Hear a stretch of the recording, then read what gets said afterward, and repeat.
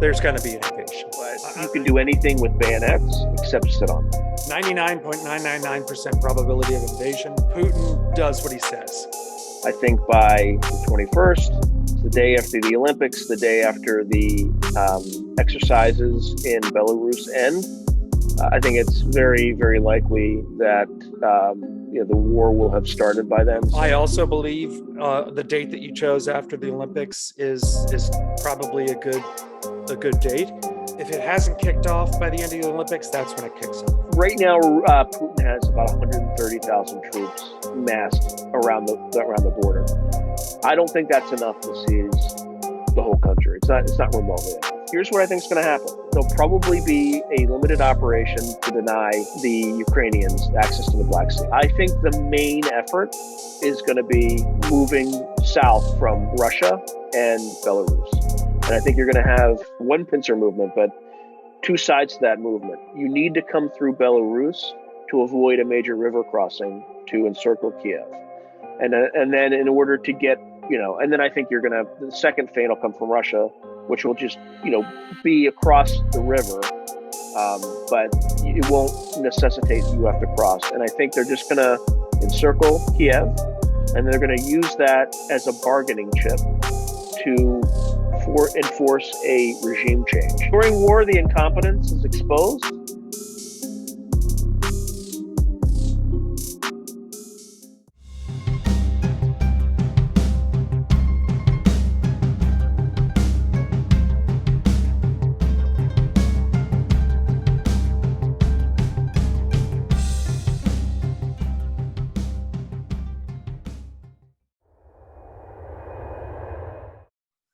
Welcome back, everyone. I'm here again with TC McCarthy. Today, we're going to discuss the perennial topic of the Ukraine-Russia war, and we nailed it. We totally nailed it. Now, yeah, we did. Unfortunately, the only thing I won't say we got it wrong, but I think the fundamental premise that at least I certainly got wrong, was that I had the strategy right. I've been frankly brainwashed by the U.S. military into believing that the Russians were any good. Well, yeah, me too. I gave them almost, I wouldn't say superhuman abilities, but certainly abilities that were on a par with the U.S. military and our abilities. And boy, did that turn out to be, an assumption that was not valid. Well, I could go like multiple examples. It's just like the basic blocking and tackling. Uh-huh. So if you look, there's an ambush at just north of Ukraine that was widely publicized, where you had all these tanks that were going through a residential area. Right, the residential area was like in between like these massive fields, and like the tanks were bunched up nose to butt, and the Ukrainians not only ambushed them successfully, which, I mean, you could be touched in the head and still get that ambush right. And not only did they succeed at the ambush, they also killed the regimental commander of that unit. So there's that example. There's the example that we just watched of that 40-mile convoy. Mm-hmm. I remember talking to one of my former colleagues about that's not even possible. That's got to be like a journalistic failure to understand. And I thought about it. I'm like, no. If you think about maybe the average length of a tank is X, and then you just multiply it by 1,000, and give some distance. Right. Well, even with no distance, because that convoy had no distance, you could easily get to 40 miles. Well, and that goes back to your basic blocking and tackling. There was no spacing. There's no spacing whatsoever between those vehicles. None. No spacing. And then also like the thing that every like base conscript, I would think, would be taught or trained. In the Army, we had NCOs, so they ensured that it would happen. But if you stop like a column for any amount of time, the tank in front of you goes to the right, the tank, you go to the left, the tank behind you goes to the right, and it's called a herringbone formation, like a fish, right? And you're supposed to do that. Now, is it going to prevent you from getting slayed or attacked by aircraft? No, but it'll limit the number of casualties that you'll take from someone just doing a strafing run on an easy column. And I think you and I talked once, like off camera, not during one of these discussions, about a video that I saw about that column in particular, where one of the Turkish drones was used against it. And it wasn't just that the vehicles were parked back to back. There were 3 lines abreast. of vehicles. 3 abreast. And back to back. And so I think that the Ukrainian drone targeted either an actual anti-aircraft missile launcher in the middle of one of those areas or a reloading vehicle, something. Because once that got hit, there were all sorts of secondaries and sympathetic detonations, just took out that whole segment of the convoy. So the Russian military just is not capable of performing at the level of the US or probably many of the NATO military forces. There's also a phenomenal BBC report about what happened to the 331st Guards Parachute Regiment. I saw that. It was amazing. And it sounds like the Facebook posts and all that. Is that the one? Yeah. Like whatever the like the Cyrillic V and K are, because there's like a VK Facebook. Yes, that's the one. Yeah. Great reporting. And you have to go outside the United States to get that kind of reporting, because American journalists are, going to talk about their, the white privilege of the 331st Guards. And not regiment. Like, I don't know how listeners will respond to the comment I'm about to make, but what the hell?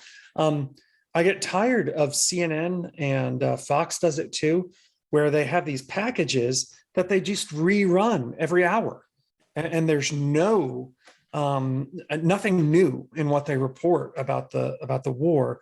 When, if I go on Twitter or if I go on some YouTube channel that's running live cameras, I can see that there's new events constantly. Well, now, hat tip to the New York Times. Their reporting has actually been excellent of this. I haven't paid attention to it. It's not as periodic as you would hope, but given the level of sophistication, it's actually fairly impressive. And like, frankly, I think there's a lot of stuff the New York Times publishes that's complete and utter, just bad reporting. On the kind of the military side, they're actually pretty good. So what they did is there was an event. I don't know exactly where it happened in Ukraine, but what they did was using like the live map. Oh yeah. Great source. Right. They would triangulate that with social media posts about, they talked about, and they were actually correct on the naming of vehicles. So they were talking about an MTLB, armored personnel carrier, right? And they're like, okay. And they were also triangulating with radio traffic too. They'd intercepted radio traffic, and they're like, okay, they're talking about this MTLB, and it was down in this location. And then the social media post shows an abandoned MTLB. All right, so that's verified. Here's what's happened. Here's what's happening on the map at this point. Really excellent coverage. And then yesterday or the day before, I can't remember exactly when, they put out another infographic that went through the very beginning of the war, because they're starting to go back and get more information as the Ukrainians liberate, contested areas. But remember in like the Gulf War, the Iraq War, where the U.S. military did that thunder run, right into Baghdad, very, very early on. And it was like, most of us were like, oh man, urban combat, I don't know about this. And they just went and did it. The Russians did something similar, like in the initial days, and they got slaughtered. Oh yeah, they screwed it up big time. But they were in downtown. They were in downtown Kyiv. I never saw them in downtown, unless you're talking about recon elements. It wasn't like a massive force. But they did like a thunder run in downtown Kyiv. Did you see the VDV element assigned to Hostomel Airport that was supposed to take it and hold until that thunder run linked up with them? And did you because the Russians put it out as kind of a propaganda piece? Yeah, I saw where there was like they just seized it. Yeah, and everybody was clean and they were moving through and stuff like that. And then apparently took it back. I was struck by how everyone's walking upright, everybody's bunched together. They didn't seem to have any sense of, like, somebody said this on Twitter, I don't know if it was you or somebody else, but they didn't seem to have any sense, and I agree, no sense of urgency or danger, right? Just almost like it was just an exercise, and that there was nothing which is crazy, because like if I was part of a light airborne unit and I just took an airfield, I would be trying to find cover as soon as possible, because the artillery is going to follow, right? Oh, I'd get out that shovel first thing, Yeah, unless the only time the Russians have that instinct is when the soil is irradiated. Yeah. I mean, you believe this stuff? Like, these guys, like, they apparently there's like an extremely irradiated ring in Chernobyl, where like the ground, it's called like the red zone, or I forget what it's called. It's like the red ground or something, the red soil, something like really like. It's the red forest. The red forest, that's what it is. The red forest. These guys dug trenches in the red forest, like, and then they're driving like armored vehicles. So if anybody, if you've ever driven armed vehicles, it churns up a lot of dust. Yeah. In fact, they had a condition at the National Training Center where I used to work as when I was in the military, called brown lung, because you take up so much of this dust that it was starting to impact folks, people's lungs. So these knuckleheads, like, they're driving around in these armored vehicles, churning up radioactive or radiated dust, and then they're like, and then they had to evacuate. It's just like, who's the Muldoon who like told them to dig in? So like, I need y'all. I don't need y'all to dig some dirt. We're gonna get attacked out here in the red forest. Even though there's no wildlife we see because they're all dead. I mean, it's just like what. Having worked at several nuclear facilities where this country, like, the Russians have the largest nuclear arsenal on the planet. Well, not only that, they were responsible for that accident, right? They knew the details. I mean, like, HBO did a miniseries on it. They just did that miniseries, so it's like fresh in everybody's heads. But having worked at nuclear facilities where there were no accidents, I can tell you right now, when a reactor has been running for several decades, and they've shut it down, and it's been mothballed essentially, or even it's been totally not disassembled, but everything, the lower levels have been filled with concrete. Everything is boarded up. Nobody is allowed entry into there because it's going to be hot for a very long time.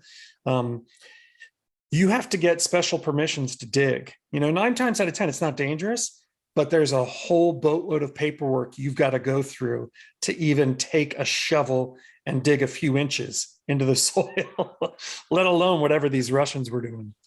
I mean, when we would have a fuel spill in the National Training Center, we used to have to like dig and like put the soil on, and like the contaminated soil, and evacuate it. It would cost millions of dollars, but you don't want to get into the drinking water and all that, right? It can be bad, but but there's just no environmental remediation of these guys. And I can't remember if you and I talked about this in last episode or offline, but getting back to something you said in terms of their lack of basic, understanding of tactics and procedures. Somebody who I work with actually was involved when he was an active duty enlisted guy, worked with Russian enlisted forces. This was back before 2014, right? This was back in the 2000s or something. And what he was struck by was that the average enlisted soldier in the Russian army has zero initiative. They cannot do anything on their own. And it's only when they're given orders by an officer can they do something. And so they always have to go and ask permission, always have to wait. If they don't have orders, they will just sit there and do nothing. And it's part of the problem. We'll wait and see. I don't know if this will spur Russia to do this, but they really need a robust NCO corps. They don't have it. You've got a lot of junior enlisted people. You've got some experienced enlisted people, not very many of them are sergeants, right? There's hardly any. And then you've got officers. And so I don't know what the exact numbers are in terms of, lieutenant per enlisted men, but I would imagine the ratio is very, very tiny, meaning, few lieutenants for a whole bunch of enlisted men. Well, there are now. Yeah. Well, yeah. I mean, like, until I saw the pictures of Buka, I was almost feeling sorry for these guys. Yeah. Yeah. Now, absolutely no mercy, like no mercy. So Roman Skasky, when he was on this show, he talked about moving or potentially buying a house in Ukraine before he bought a house ultimately in the United States. And they made the decision, I think, in December. And the place where he was going to buy a house was Buka. Wow. Oh, man. And those places, they're beautiful. If you look at the pictures, that's a wealthy area. It's like it is a well-to-do area. Yeah, Irpin, Buka, all those neighborhoods are just beautiful. Anyway, go ahead. So, you see just like the bodies that were lying on the ground, and the telltale sign is like their hands were tied behind their backs. Yeah. Before they.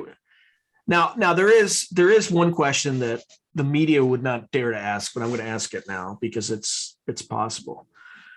What do you think the probability that, and I'm not suggesting this, I want to be very understanding and cautious about this, but what do you think the probability is that those people were collaborators, Russian collaborators? Oh, you'd have to give it some level of possibility for sure. Look, it doesn't matter if it's Ukraine versus Russia, North Vietnam versus South, any conflict like this, where you've got elements of almost like a civil war going on, in addition to just the normal wear and tear of being shelled every day, et cetera. Collaborators don't fare well. I mean, I hate to put it that way, and I hate to be so blunt, but you're a traitor, you're going to die if you get caught, period. And if all they got was shot in the head, that's probably lucky. Yeah, because it could have been worse.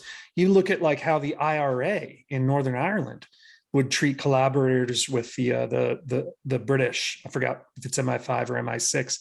Man, there was a lot of torture going on there, and it was bad. Yeah, my clan doesn't take well to disloyalty. Yeah. Well, if I can mention another YouTube channel, with respect to what happened in Buka and all that, I watched this guy, Operator Starsky, is what he goes by. I think that's the name of his YouTube channel. But he went over some of that stuff and indicated, he's a Ukrainian serviceman, right? So he's actively serving right now. And I don't know if he had to get permission, but I'm assuming he did.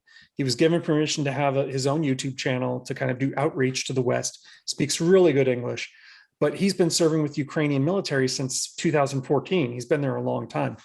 And right now he's doing special operations in the Kiev area. So he was assigned to kind of push in to Irpin and Buka and these other places as Ukrainian forces took them back. And what he said in talking with the locals who had just been liberated, what he said was that he was getting the sense that, not all the Russians were behaving badly, assuming, the people in Buka were killed. Okay, this is important. This is important because people, particularly today, particularly the American media, puts things in the black and white boxes. Right. Good and bad. We need to, and you're like, which is why they have no credibility whatsoever. Right. So what we should all endeavor to do is try to be objective to some extent, right? But I don't want. I want you to continue this thread, but there is one thing that I want you to remind me of after you get through this is Putin's speech. You offline, you had told me to read it, and I had to literally go to the Kremlin website to find it. Yeah. And when I did. Bad. Well, we'll get to that after you get to this because I want the audience to hear what there's stuff in it that I would say there's three categories. There's what the West reported, which was all the stuff that made him look like a bloodthirsty 2 lunatic. minutes of a 30-minute speech, basically. So that was like aspect one. Aspect two was the Russian response to the sanctions and how they were handling it, which was interesting. It was definitely interesting and informative. And then also there's lots of lessons for crisis management, communications management, et cetera. And then the third piece was he took a poke at Western elites. And that was the most fascinating part. But let's go back to what you were saying about Starsky and his discussions with the at least three elements that I can recall that you were talking about. Right. So the one of the elements was, I think, somebody check my math on this, but I think it was the Russian National Guard, which you and I were talking earlier, how that's not a bunch of morons, right? These are supposed to be well-trained individuals. It's not like the American National Guard, which is like controlled by the states. They're not active duty. They're not as honed to a razor's edge as our active duty military, because they're part-timers to some extent. And again, I could be wrong. Maybe he didn't say National Guard. Maybe it was some other Russian. No, but whereas the Russian National Guard is literally was created in 2016. It's Putin's personal Praetorian Guard, so to speak. Yeah, they're good troops. Yeah, but go ahead. Sorry, I didn't mean to. I want to make sure people have the context. They were the ones looting, raping, basically, doing stuff that you really shouldn't do in peacetime or in war to the civilians. So are these stories about the rapes real? Like, are they? Well, obviously I can't verify them from here where I am, but there are plenty of them, and it doesn't surprise me. But who knows? Anyway, and then the second group, which I think he said were probably the worst, were the Chechens. They really have no, consideration or care for civilians or anybody. They're brutal, just awful. Forget about the fact that whether or not they're good fighters, they're brutal fighters. And let me give the audience some examples. So in the first Chechen war, Chechen snipers would aim for Russian groins because it was humiliating. It was devastating from a morale standpoint, and it would disable them, right, and take them out of the fight. The second thing that they would do is they would hang Russian wounded or or dead Russians upside down from windows, so that Russian soldiers had to shoot through them in order to hit the Chechen soldiers. And then the third thing that they would do is, under cover of night, they would infiltrate Russian positions, kill Russians, cut off their heads, and then stick their heads on stakes at the front of the entrance to Grozny, so that all the new conscripts rolling in would get an introduction to Chechen brutality. Damn. So that's kind of what that's the way these guys fight. Now, I don't think I also know friends. I also have friends who've encountered them in Afghanistan, and they never found them or captured, as far as I know. Right? There might be, they being the people I've spoken with. There might be exceptions somewhere else, but they were never able to capture Chechens alive. Mm-hmm. They would always just either set up a booby trap with grenade. People try to approach them, or they would just fight until they were dead. So they are fanatical warriors, but they're also extremely undisciplined and brutal. Yeah. Anyway, sorry, I keep interrupting. No, that's okay.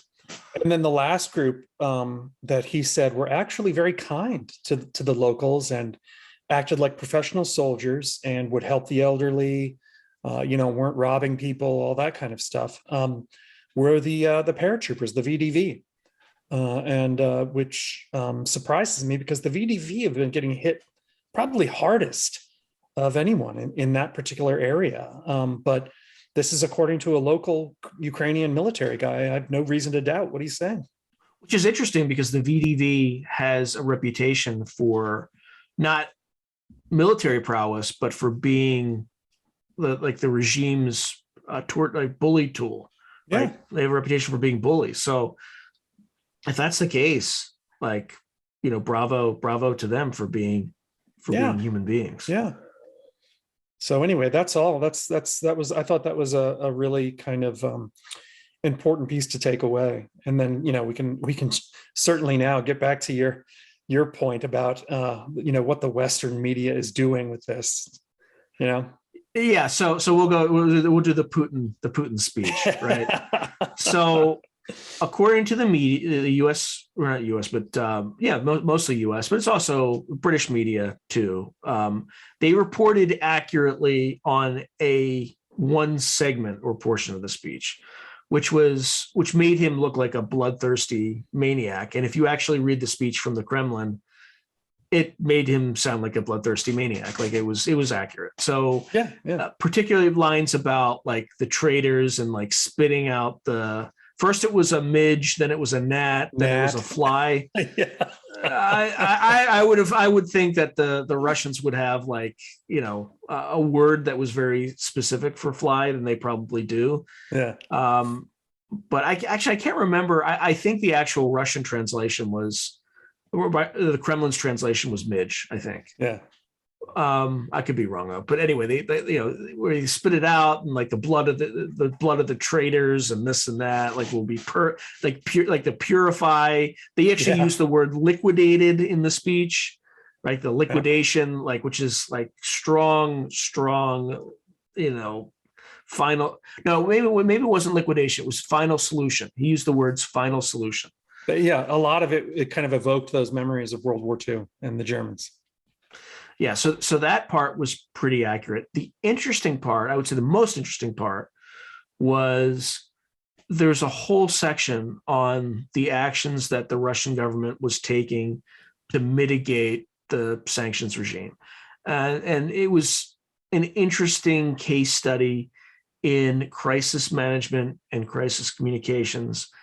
And the essential tone was, despite what the Western media is saying, we got this. Yeah. We have enough cash reserves to get through this crisis. We're going to ensure that war widows get this much a week for life. Stuff similar to that. We're going to make sure that we have enough food and this and that to weather the crisis. Or not crisis, but he couches it as the special military operation, right? So that was instructive. Like he was a very like calming.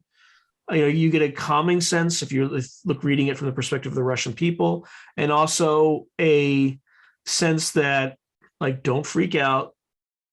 I've been able to get us through these crises in the past. I got this again. Just ignore the hype. Everything's going to be okay, right? Very, very calming, very confident. It was actually fairly well done. And then there was the critique of Western elites, which unfortunately, and from the fact that the media didn't cover it means that it was absolutely witheringly accurate. Yeah. Can you recall like some of the stuff that it said? I'll throw in what I can remember because I read it about. Go ahead, because it's been if I recall, this is the speech that happened. It was like 2 weeks ago, right? It was. Yeah, it was, and it was to commemorate the victory in the Crimea. Right. Okay. Yeah. Actually, maybe we can just pull it up. While you pull it up, let me make a comment or two of just about my general views on what the West is and is not showing us, et cetera. Yeah, definitely. So the fact that we can't go on and see Russian propaganda on YouTube, for example, and in other places, really, I think is an incredibly big mistake. I want to see what our adversaries are saying to their people. That's a critical component or a critical piece of information to keep myself informed, both as a professional in this field, but also just as an American, to know what the Russians are saying to their people about how we're behaving and how they're turning the actions of our president to use as a tool against their population. And that, in fact, is what's happening right now. When you get Biden up there, for example, saying, basically making a statement, I can't remember his exact words, but this guy's got to go. Yep. That I get it. I get what Biden's saying, and I may agree with him as an American, but you've just handed Putin a big propaganda piece of ammunition that he can turn and use and say, see what I was telling you? They want to destroy Russians. The West wants to destroy us all. And that's exactly what Putin has been doing.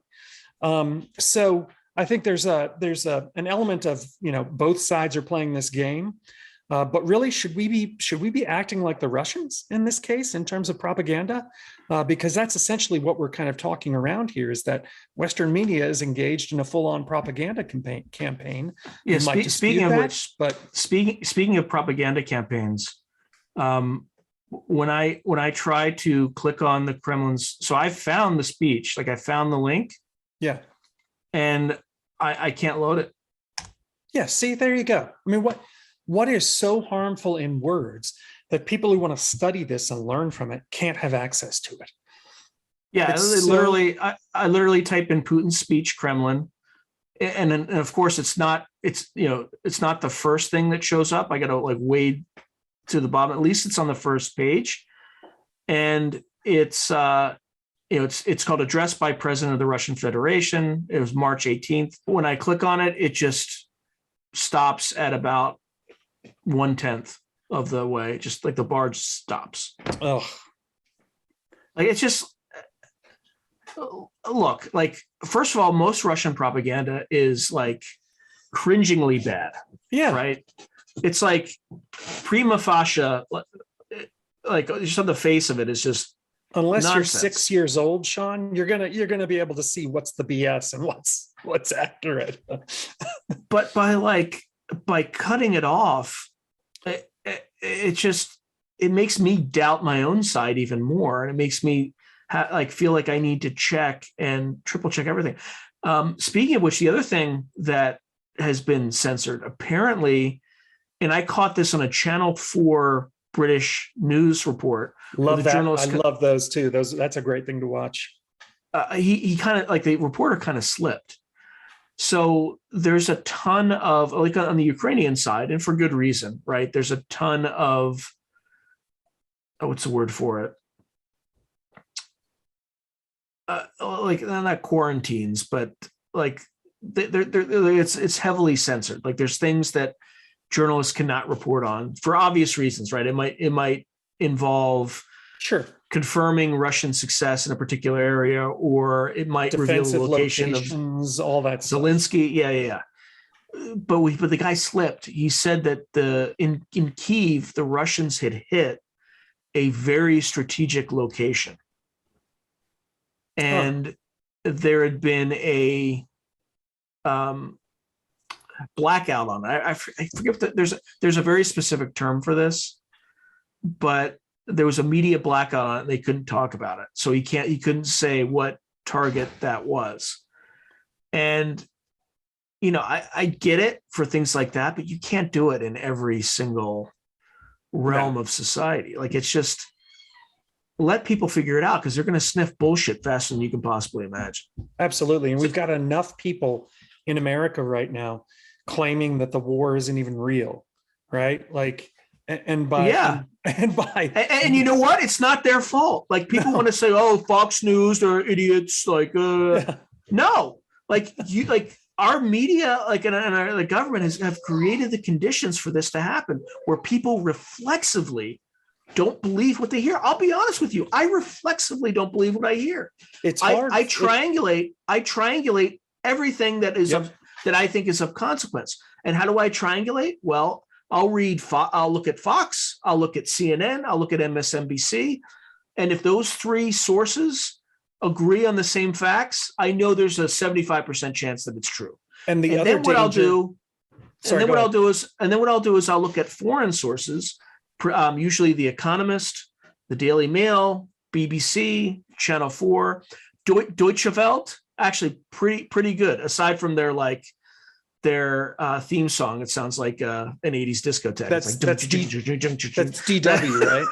DW, yeah. They're really good. They're really good because they're close to it. They're close to it. You're leaving out Al Jazeera. That was one that. Yeah.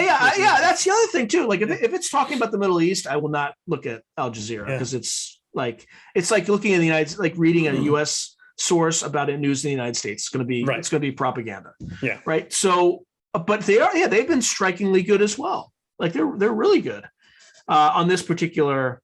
Now it'll start to get skewed once the Syrians start being deployed into combat, which is like what is Putin? Anyway, I raised like 6 different things, and I still haven't answered the question that everybody wants to hear about what that other portion of the speech said. Right? I haven't gotten there, but you know what? I got to get my view times up. Right? And this is like I'm not doing this deliberately, but this is what I'm supposed to be doing. But anyway. Let's hit that, and then we can like we bring up too much, and then like we gotta like attack each segment separately. I'm keeping a note so I don't forget what it is that I was about to say. Go ahead. Yeah, because I've already forgotten what you were about to say, because I kind of had a sense of what you were about to say, but I forgot it already what the topic was. So anyway, on the third kind of segment of this speech, it was about, like, again, it's been so long, and if Google would actually let me read the document, right, I could actually, I could be a lot more accurate in what I'm trying to say. But I should have just left it open until it came up. But I'm going to go back to it really quickly, just to maybe, if I'm lucky, it'll load properly at some point. I'm wondering if Rumble might have it. I'll look on here while you're doing that. Wait, Rumble? I thought Rumble was a YouTube video. I thought they were separate and independent. You can find stuff on Rumble. You can find, or not YouTube, but I mean, but I thought Rumble was a like a video platform, and not a. It is. You can't find the transcript, but sometimes below it they'll have written stuff. Okay. All right, so I'm just going to let this thing load. It's probably going to load. Actually, here's the test. So if you watch until the end, and you'll see if this thing ever if Google ever delivers on maybe DuckDuckGo, maybe DuckDuckGo would will have. Like, look, I'm nowhere near a pro-Russian sympathizer, but this kind of stuff really, that's not what we're talking about, right? I'm anti-Putin as much as the next guy. I think what's going on here, I'm pro-Ukraine all the way, but I'm also anti-censorship. I'm not a 6-year-old. I don't need the government to hold my hand and tell me what I can and cannot listen to or read. That's going down a dangerous road. Yeah, and it destroys their credibility. Yeah. Right. So Google's really making me work for this one. Here's one. Globalists hide Putin's speech from the world. See, that's the other thing. Like, with a headline like that, you're like, this is kooky, crazy town, conspiracy theory. But it's like true. I'm not saying that's what happened, but it's pretty damn hard to get that speech. Yeah, there's nothing written, unfortunately. No, but there is. I read it. No, I know. I'm saying on this Rumble video, there's nothing written, and they say it is a banned video. Oh well.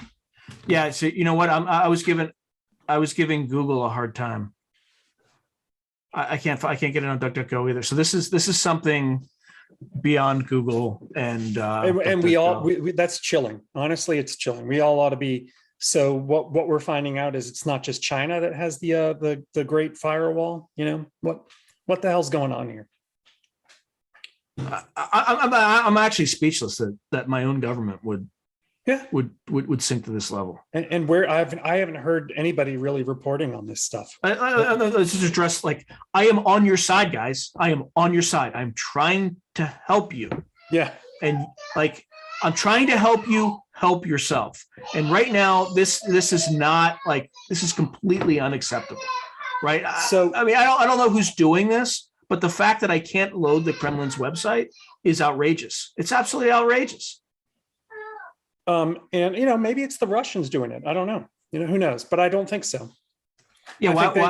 Why would the Russians want to do that? Like, no, they would want their word to get out to us as quickly and as widely as possible. So they wouldn't.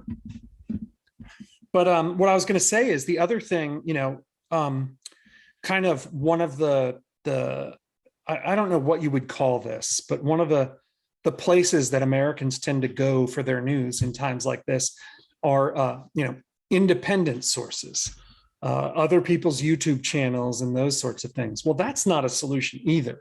I've been spending a lot of time looking at live camera feeds from Ukraine, trying to get a bead on what's going on where. The other night I was watching live when Kharkiv was hit with white phosphorus. It was chilling. And but in the comments of one particular channel, somebody asked the question, this was weeks ago, before the Russians started their retrograde. And somebody asked the question, how come they're not shelling Kharkiv? And one of the moderators of this channel said, oh, because they don't have artillery in range. I'm sorry, how come the Russians aren't shelling Kiev? And the moderator said, oh, because they don't have any artillery in range of Kiev. And I chimed in, madly typing, no, that's actually not the case. The Russians have several systems that can reach out and touch you from 90 kilometers away, rocket artillery, Smerch, the follow-on to the Smerch, which I think is the Tornado, and other things. And the moderator started arguing with me and saying that the Russians weren't within 90 kilometers of Kiev. And I was like, I said, Chernobyl is straight line distance 94 kilometers away from Kiev. You could practically park a Smerch battalion right at Chernobyl and hit Kiev. And I got blocked. Wait. Who was this moderator? Like what? A guy named, you want me to give the name? Yeah. Like name and shame, my friend. It was the Fancy Hat something. I'll have to find it, but you can probably look on YouTube, the Fancy Hats, _S, the Fancy Hats something. Well, how did you do it though? Were you an a-hole about it, or you like? I was. Yeah, I was totally. You gotta present it. You gotta present it in a.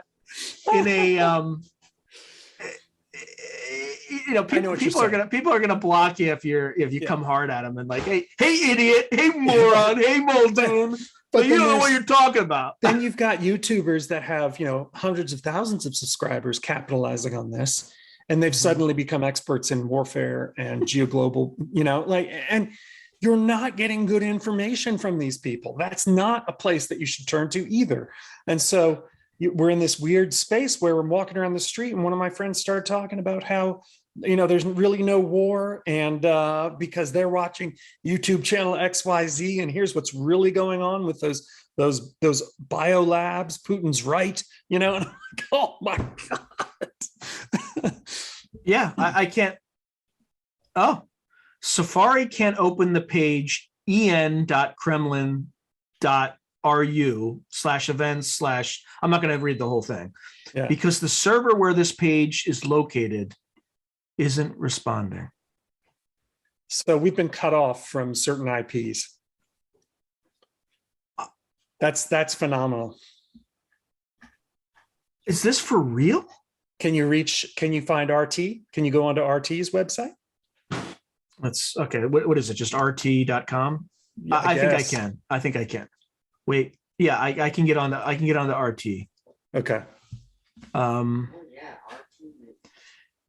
Yeah, but I cannot get to the Kremlin's website. It's blocked. That's bizarre. I got to be careful with what language I throw. I can't say it's blocked because I don't know that. There's no way I would know that, right.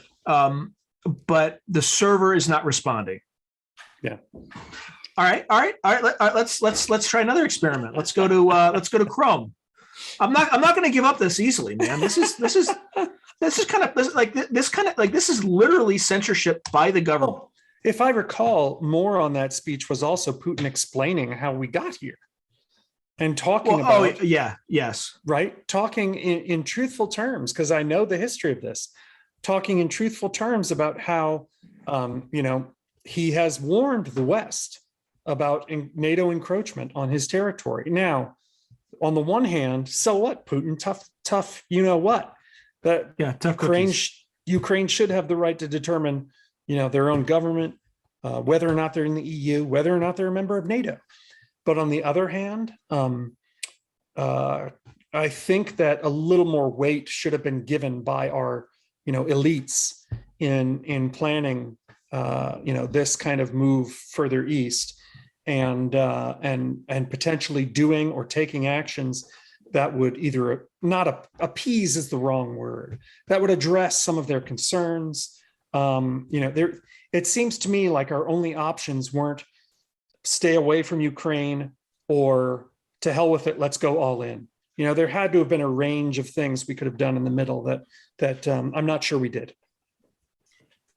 So I tried to load it on Google Chrome, and it's spinning. It's still spinning. Jeez. So, so here's another disturbing question. Is it just me?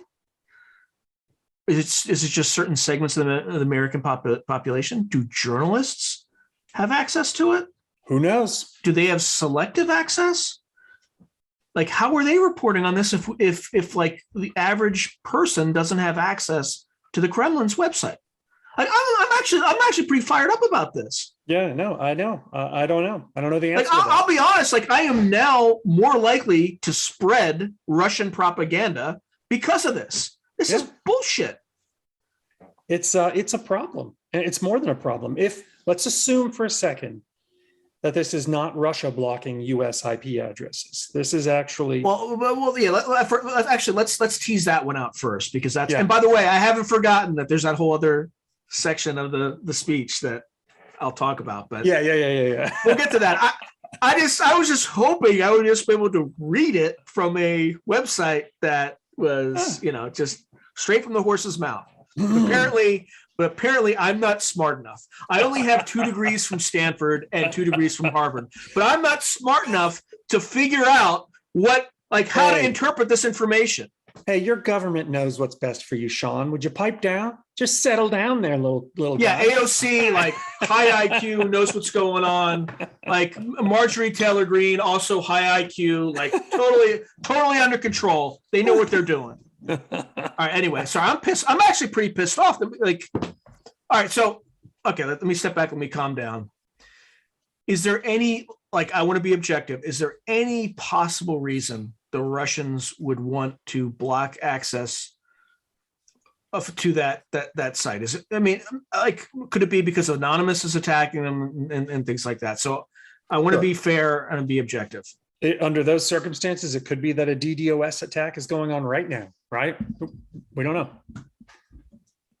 Which would be like a third-party actor, or a third-party actor accidentally encouraged by, Yeah. Who knows? Again, I'm that's complete speculation. I have zero knowledge on anything like that. But okay, so it's possible they're getting a DDoS attack, a denial of service attack. All right, so I shouldn't blame immediately, point the finger at the U.S. government or the U.S. administration for making it impossible for me to go to the Kremlin website. Well, I'm looking at Reuters, and I think you go to any Western media, they're only going to give you that 2-minute, the summary of the 2-minute segment. Oh yeah, TC. I already been through that. You're not going to find what was in that speech reported in Western media. It's just. Well, where did I find it to recommend it to you? That's what I can't remember. Oh, I definitely had access to it. I definitely read the whole speech. Yeah. And then it's just since then. I must have too. I can't remember where I got it. No, you did. You told me you read this transcript and you encouraged me to look for it. Yeah. And I went through, I had to dig through all these Western media outlets, which all ape the same exact thing about the midget, the flies, or the gnats, whatever flavor you want for the particular. And that's both British, American, Australian. Oh, who? By the way, who's the Sun? Is that are they Australian? UK. I think that's UK. Oh, UK. They're good too. They're really good. Particularly if you do not have an aversion to seeing dead bodies. But I'm not trying to be insensitive, but they definitely their coverage is a lot rawer than most. Right.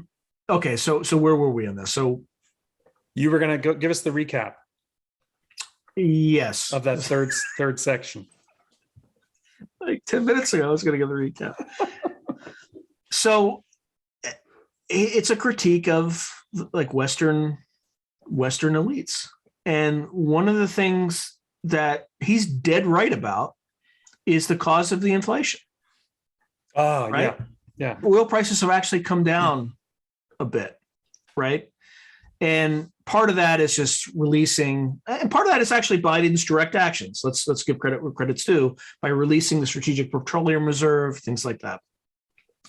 However, the majority, when oil prices were increasing, when gasoline, which is still elevated, and people, like, the media is so stupid, right? There's something called the crack spread, right? Which is all the costs between a barrel of oil and a gallon of gasoline.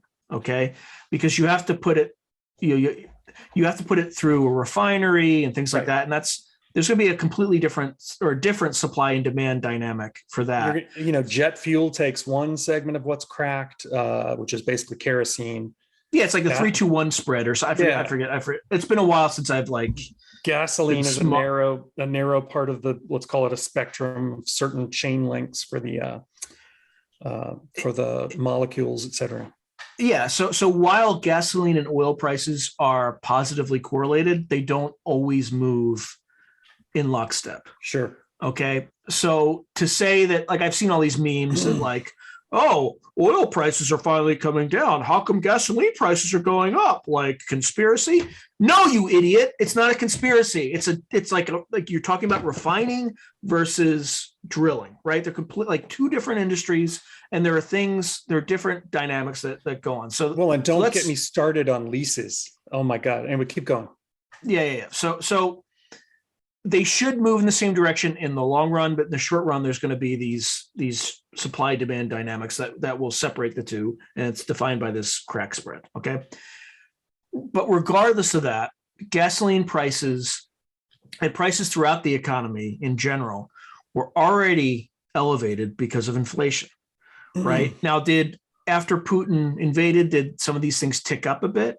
Yes, but to attribute, like, to call it Putin's inflation is completely it is pure. It is the purest form of propaganda I've seen. Absolutely. In this whole thing. It's lies. It's complete lies. Well, no, there's some element of truth, right? Like, there is some de minimis percentage. We can debate when something becomes a lie or not. if you're using a kernel of truth to sell something that's not true, yeah, that's a lie. it is not the sole and only cause, and it's not even the major cause of the inflation. The major cause of the inflation is this infrastructure bill where we're pumping in billions of dollars into the economy. And then, speaking of which, that's a whole other topic. You see at least, like, foreigners are getting, like, freebies on the COVID. Okay, go back to Ukraine and Russia. Sure. I'm supposed to be the one doing that, TC. I'm supposed to be the one keeping us under control. Okay. So one of the things that he points out, is that they're blaming this inflation on me, i.e. Putin. It's like, it's not true. It's, related to these other actions, and you're being lied to, which in that specific instance, we absolutely positively are. Yeah. And again, I'm not coming at this from, like, a partisan standpoint. If Trump were in office, they'd probably do the same thing. Right. This is not a Biden Trump thing. This is I don't want to use the term deep state, because it's tinged with judgment and things like that. But let's be honest, there is a deep state. For the majority of the time, it's actually a good thing. And the reason it's a good, I'm probably the only person who would ever say this, but the reason it's a good thing is I know they're unelected bureaucrats, but those unelected bureaucrats provide a sense of continuity from administration to administration. And if you follow this channel in any degree, thus far. I think politicians, there's only one segment more incompetent than politicians, and those are journalists, right? So the last thing I personally want is this country to be, to zip back and forth like a gnat in heat in terms of it coming up with policy and things like that. So regardless, this is probably the deep state, or let me use less charged terms. This is probably folks in the, and then I was about to say another completely charged term. I was going to say long-term bureaucrats. Yeah, I was going to say the military-industrial complex, which is also there's so much propaganda. I can't even come up with a term that is not fraught with problems. So there are folks who've spent their entire careers in getting the population on board with a policy that, for the most part, is probably good for that population. There'll be some winners and some losers, but it's probably good. And I think in this particular instance, they've gone a little bit too far, because it's a fine line. And what they're doing is they're harming their own credibility. Yeah. Right. Like the fact that I can't go there, like I'm still chapped about the fact that I can't get to their criminal website.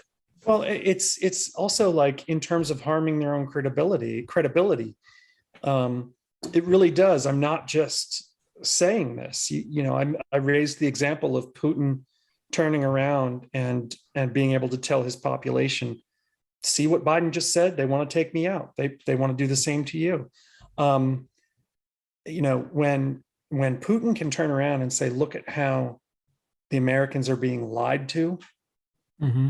and have that be fact, that's, it basically, it compounds the problem we're facing now, which is, will this escalate, and how far?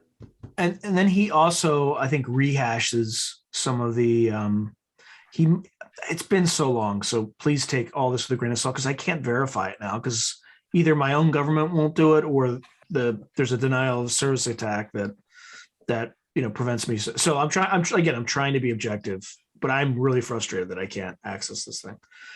I think he may rehash the last election, in the sense that, like, I don't recall that, but I may have missed that. I like, he's definitely trying to poke at areas of, maybe something like, it was cancel culture. He had something about yes, cancel culture, which he subsequently repeated in such a ridiculous way. With J.K. Rowling. But in that particular speech, there might be something, again, I'm saying might be, because I can't verify it. I read it 2 weeks ago and I don't remember exactly, but he definitely put his finger, he definitely has his pulse on American domestic politics, as one would expect from somebody with a KGB background. Yeah. In fact, I think he's far more talented at turning us against each other as Americans internally than he is at prosecuting a war in meat space. Yeah. Right. Yeah. Like, he should have just stuck to that, because he would have won. He would have won if he'd done that. But now it's just like, I don't know. Should the Russians be allowed to have nuclear weapons? Like, this is scary. It is scary, and nobody knows really. I come back to your examples of Grozny for one, and other examples throughout history, most recently Syria, how the Russians behaved there. And I know that I'm not the first to make this analogy now, but I was making this analogy long before Christiane Amanpour came on and started, voicing her concerns about it. And that is, the Russians know exactly what to do to deal with situations like this and grind it out. And that is artillery, long range, reach out and touch them. Who cares about the civilian population? Everything's going to be leveled. It begins to kind of wear and tear on the mind for people living in these cities. And then when they're ready to surrender and give up and everything, then hit them with chemical weapons. Even though they're ready to surrender and give up, just to remind them and show them that, you can't do anything to counter the Russian power. Do you really think he's going to do that? Oh, I think when we first talked, I can't remember. Let's go back and look at your videos. I said there's a small chance. I think it's grown drastically. I don't think Putin's going to get out of this by retreating, right? He has he got to. We haven't offered him an exit. No, quite the opposite. We're telling him he's a butcher and a war criminal. We've shut the exits. Yep. Yeah, so, and the same thing with the Russian people too, right? So at the very beginning, I think that again, everything with a grain of salt. We're talking about internal Russian polls, and I'm gonna add a few layers to that as I talk through it.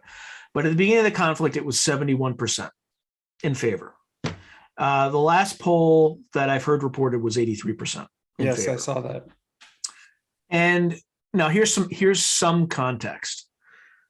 When people are getting these calls from pollsters in Russia, there is a strong incentive to say, yes, we're fully compliant, and because you might disappear. Right. If you don't want to go to jail or wind up in a gulag, safer to say, yes, I support it.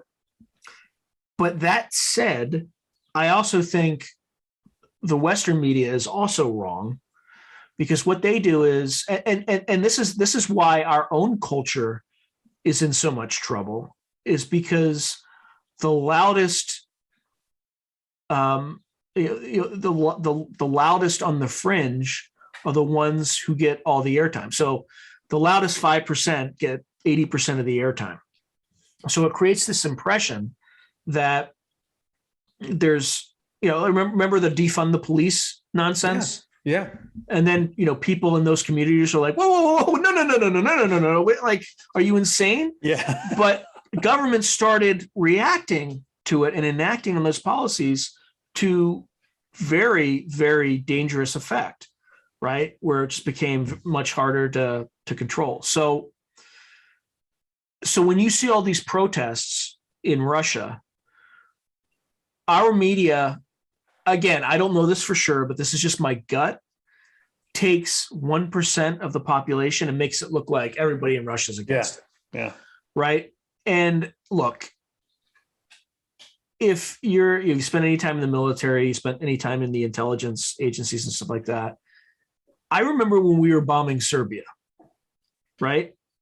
And I was in the army and we started singing cadences about killing Serbs. And I'm like, at the time when I was in the military, I'm like, this is kind of effed up. Like, I have nothing against Serbs at all. Right. Like it was just weird. Now I would still support my country. I wouldn't, and there were reasons that we got involved in that war and things like that, but I was never a strong fan of it. I was never pro, but I wouldn't protest it. Right. I wouldn't take off my uniform and embarrass myself and do things like that. So there's going to be some element of that. Like, this is my country, right? Like, I'm a Russian, and and they've also been fed a lot of propaganda, but also some truth too, right? I'm sure that war in the Donbass was not clean, right? I'm sure there were things. So you're talking about the IRA, where people were tortured and things like that. I'm not saying it happened, but I'm just saying I would be surprised if it didn't happen in some sense, especially if the way the Russians appear to be behaving as Ukrainians come back into the Kievan suburbs. Like, if you saw that and you were a soldier,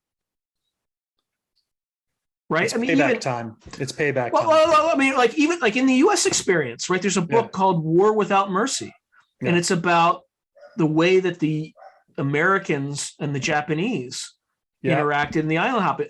There was literally no quarter. Yeah, no more prisoners. Right, and just to give you a sense of what the Japanese used to do when they returned, the British returned to Singapore, what the Japanese used to do is for British soldiers, they would cut off their penises, stick them in their mouth, and was the soldier alive? I don't know, but they would find bodies like that. So, I mean, you're goddamn right. When you're not if you're an American soldier, you're not going to get captured, and you're going to and those guys didn't take prisoners too. Yeah, in many cases. So I can see some of that. I'm surprised it hasn't escalated that to that level already, and it may have. We just don't see it. Yeah. In fact, I would say it probably has. We just don't see it. Where was I going with this? I have no idea.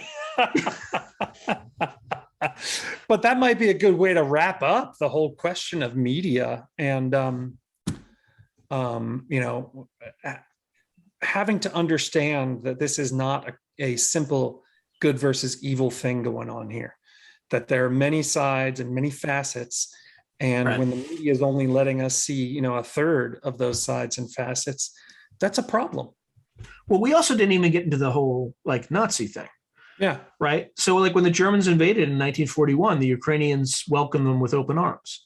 Right. And that's like on the surface, that sounds like, oh my God, really? Oh, I can't believe it. Well, you go back to 1932 and 1933. The Holodomor and all that. Yeah. Stuff, right? The Holodomor. Right. Like it was a man-made famine.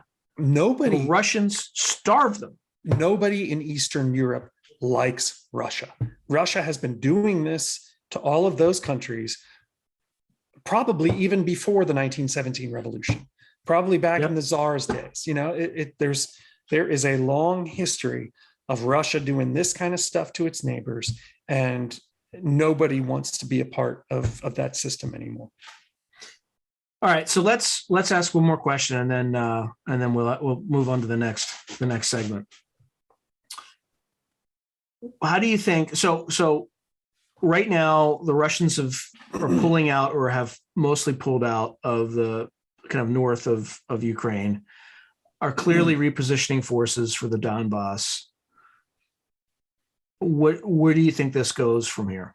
Well, it's interesting in terms of, I think, you mentioned this originally about what they were doing before this all kicked off.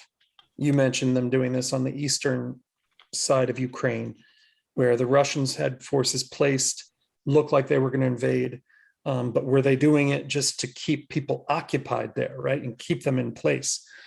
Russia still has that problem. Even if they pull out of northern Ukraine, they don't want all of the armies protecting Kyiv from now shifting and going down to the Donbass, right? Are they still holding any ground there? Where? In the northern suburbs of Kyiv? Are they on the western side? I'm going to guess that no, they don't, simply because, I told you, I saw a video this morning of Ukrainian soldiers in Chernobyl, which is almost right at the border. Yeah. But certainly on the eastern side, I think they are still at least semi-encircling Chernihiv to the northeast of well, I think Chernobyl's on the eastern side. So no, it's on the west. So is Chernobyl. It's on the western side of the river. Yeah. Yeah. Okay. But they're kind of like at the same, what is it, latitude or longitude? They're both at that same kind of level. So,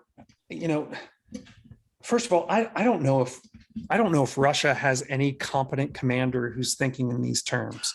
Well, speaking of which, there's no unified commander. Yeah. It's being run from 500 miles away in Moscow. So is anybody thinking we've got to keep the Kiev forces occupied and in place? I don't know.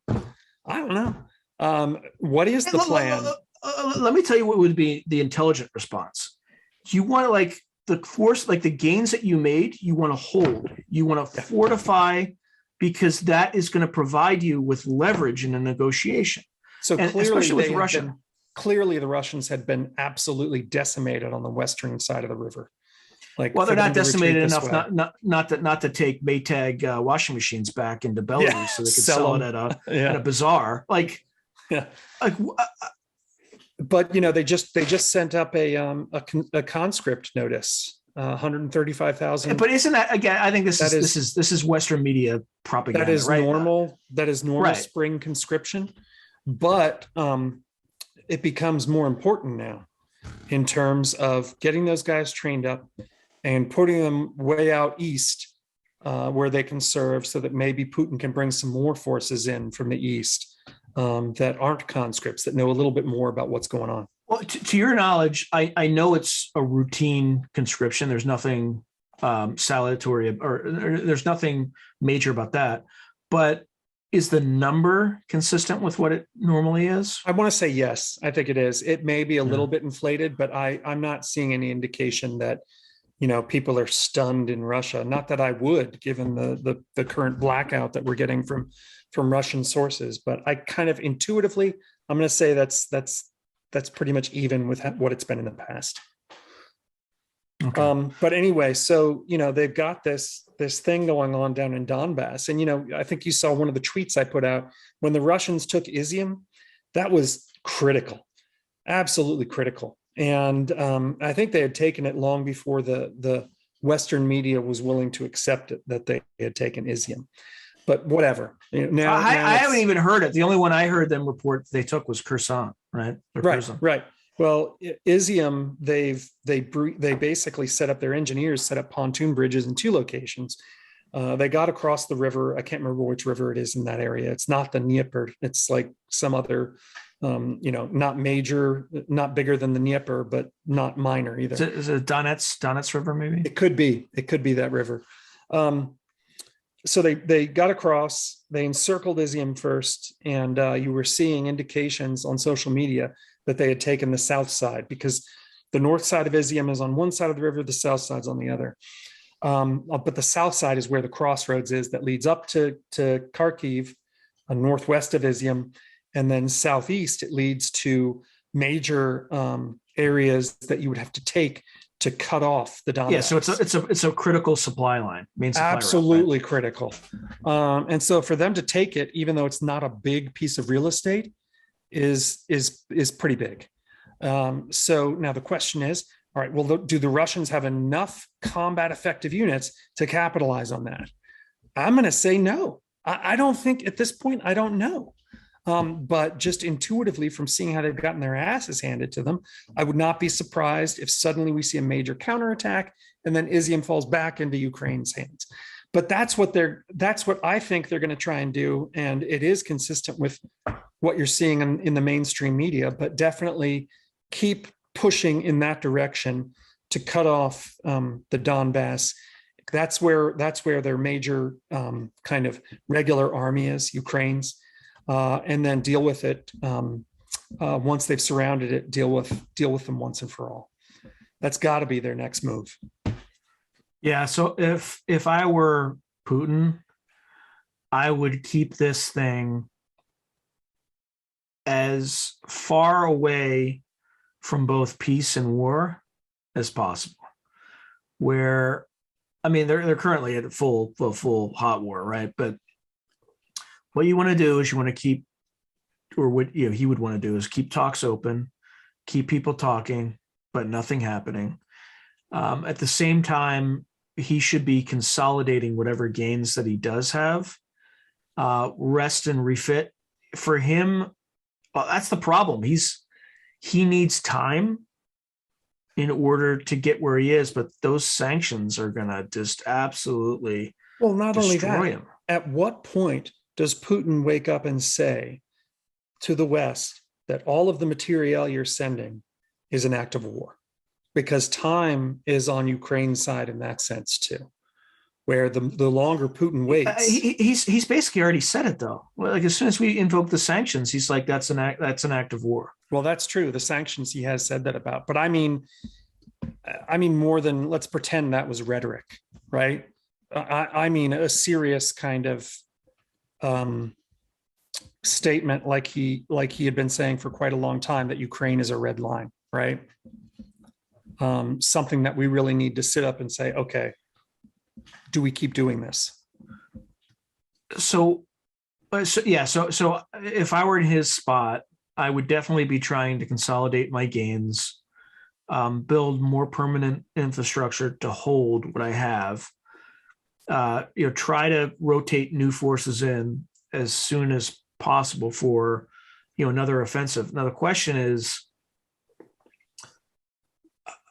so this depends on what has already happened, and I don't have kind of access to that sort of information. So he still has his cyber arsenal, right? Where he can, that's I would say his main area of influence with the West in terms of what he can threaten to do.